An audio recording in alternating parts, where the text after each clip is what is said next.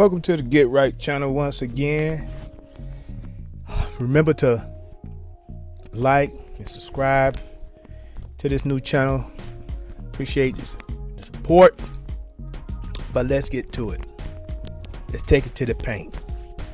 Let's try to get right. Today we're going to talk about Shannon Sharpe. He's been blowing up Twitter, mainly black Twitter, about some of the comments and a picture that he posted. Now, before we even get ready to start, we all understand that everyone has a right to do what they want to do. Say what they want to say. Well, this is how I feel. Say what they want to say. Date who they want to date. Be who they're going to be. But that don't mean it's right. And mainly it don't mean it's right to everybody. Because everybody have an opinion. All right? And some people can back up their opinion. Some people can't. But on here on the Get Right channel, we just like to kind of set the record straight and try to get people right. But y'all get me right, like I always say. Now, on Twitter, someone responded to Shannon Sharpe showing a picture of him and a white lady. I guess maybe he's dating her. Nothing new with him. He was married to a white woman, and most of the pics I've seen of him are of white women, or with white women rather, and which is cool, you know. As a person, as a football player, I think Shannon Sharpe is great. He's a Hall of Famer. Played with Denver, played with Baltimore, did great things. He's a Hall of Famer. Taking nothing away from the brother. And I like to put this out there. He can date and say what he want to say and do what he gonna do. That's him. You know. But it's time for him to get right in the sense of you can't respond with the things he said, telling someone to kick rocks, because they had a comment on his picture. Shannon Sharpe's job is every day on Undisputed with Skip Bayless is to critique, comment, give his point of view on what people do in sports and things that end up relating to sports. It could be some political issue or some community issue. And he has done a great job responding to a lot of the things that has happened in the black community. So we don't knock him for that. I appreciate the things he said. I had the same thoughts myself. So he represented very well.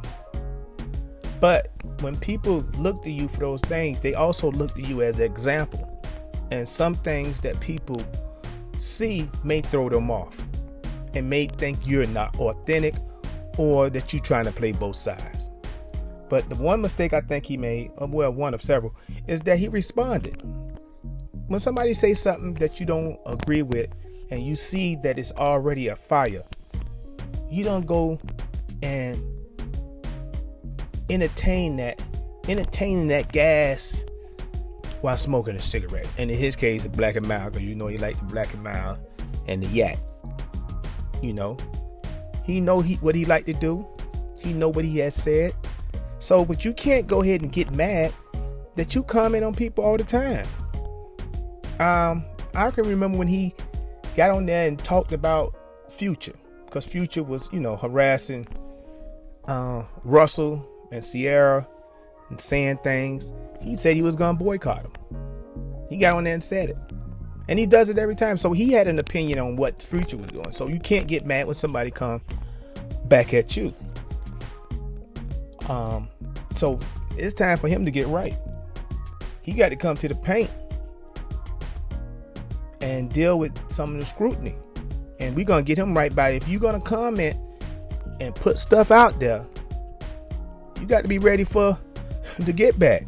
And you can't get mad. I understand his response to it was nothing big to me, because it was a time not too long ago when Bronny, the James Brown oldest son, came out and showed his prom picture with his date, and you should have known right then what side he was going to take. And let me just let you hear his response when someone called him in the airport, one of these news channels, I believe it was TMZ, asked him a question about how Bronny was getting some backlash for having,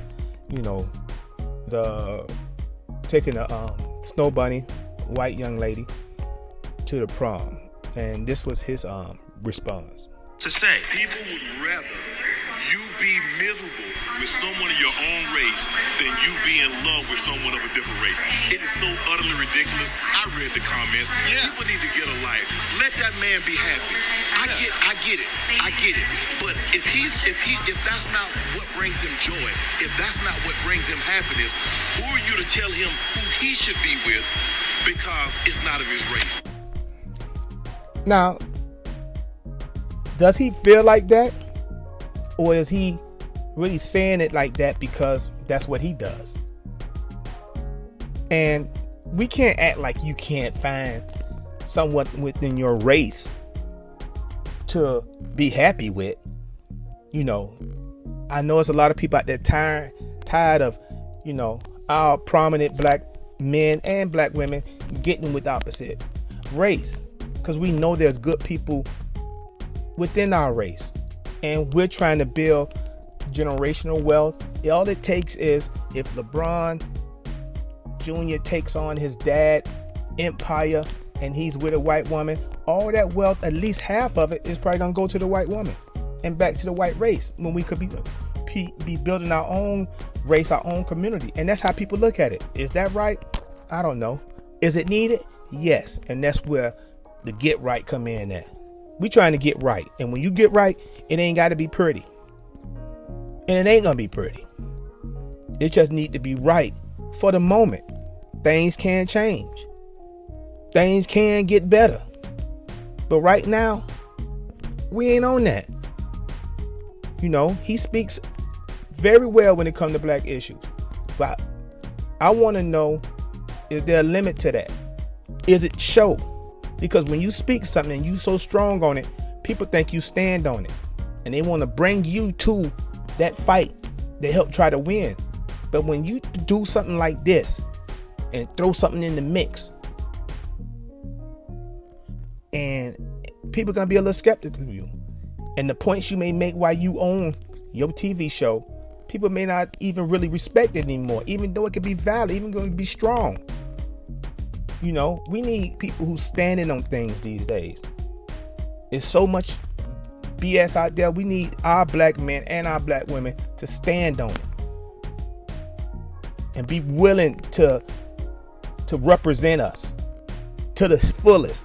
Not sometime, not in the dark. I'm talking about the 24/7, 365. That's my opinion.